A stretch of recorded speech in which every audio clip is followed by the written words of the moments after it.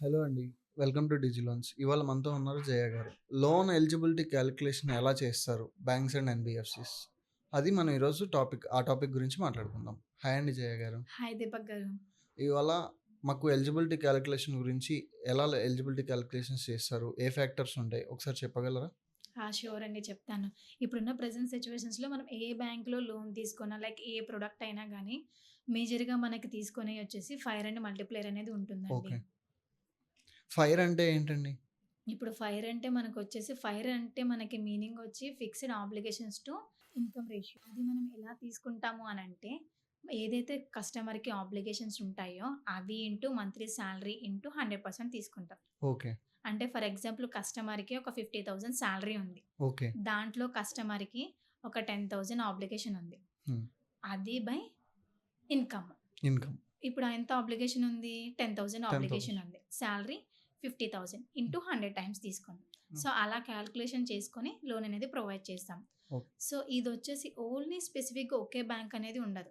ఇప్పుడు అంటే ఒకే ప్రొడక్ట్ అనేది ఉండదు. లైక్ ఇప్పుడు మీరు పర్సనల్ లోన్ తీసుకొనివ్వండి, బిజినెస్ లోన్ గానీ, ల్యాప్ లోన్, హోమ్ లోన్ కానీ ఎనీ ప్రొడక్ట్ ఏ లోన్ అయినా తీసుకోండి మీరు కస్టమర్.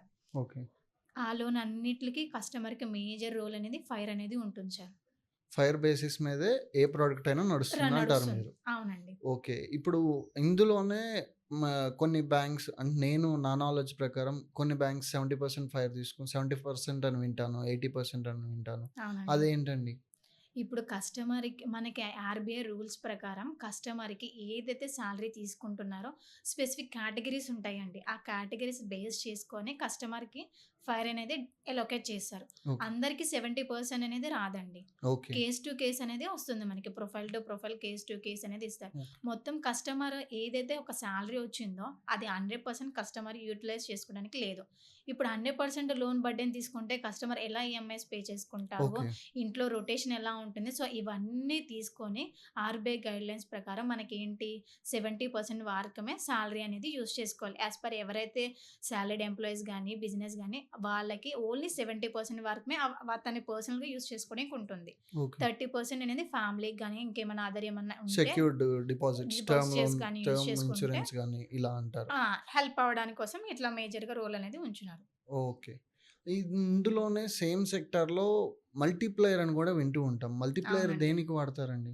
మల్టీప్లేయర్ అనేది అన్ని ప్రొడక్ట్స్‌కి ఉండదండి. ఓన్లీ పర్సనల్ లోన్‌కి మాత్రమే ఉంటుంది. ఓకే. అది కూడా మనకి అందరికి ఎంత మల్టీప్లేయర్ ఒస్తది అనేది అందరికి తెలియకపోవచ్చు మేజర్‌గా. హ్మ్. మనకి అది ఎట్లా తీసుకుంటారు సాలరీ ఫర్ ఎగ్జాంపుల్ ఇంత సాలరీ ఉందనుకోండి. ఓకే. అది ఇంటూ మినిమమ్ 10% తీసుకుంటారు. ఓకే. మాక్సిమం 30% తీసుకుంటారు. ఓకే. ఇప్పుడు మనం 30% తీసుకునేది ఈక్వల్ టు 70% ఫైర్‌కి మ్యాచ్ అయ్యేలా ఉంటుంది.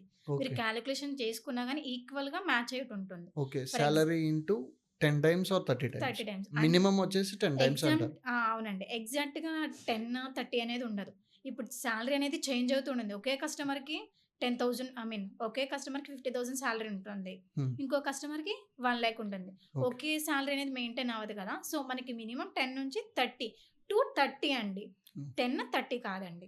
10-30 లోపు 30 వస్తుంది. లోపొస్తుంది. Depends okay. On customer profile and సాలరీని ఇది బేస్ ఓన్లీ చేసుకొని ఉంటుంది. పర్సనల్ లోన్ ప్రొడక్ట్ అంటారు. పర్సనల్ లోన్‌కి మాత్రమే ఉంటుందండి. ఓకే. డన్ అండి. అది తెలుసుకుందామనే ఇవాళ మీకు చెప్పాను. మీకు పిలిచాను. ఓకే. థాంక్ యూ అండి. Thank you thank you so అండి. మచ్. ఇది వ్యూవర్స్ ఈరోజు. మీకేమైనా హెల్ప్ కావాలంటే డిస్‌ప్లే మీద నంబర్ రిఫ్లెక్ట్ అవుతుంది. ఆ నంబర్‌కి కాల్ చేయండి. గ్యారంటీ గైడ్ చేస్తాను.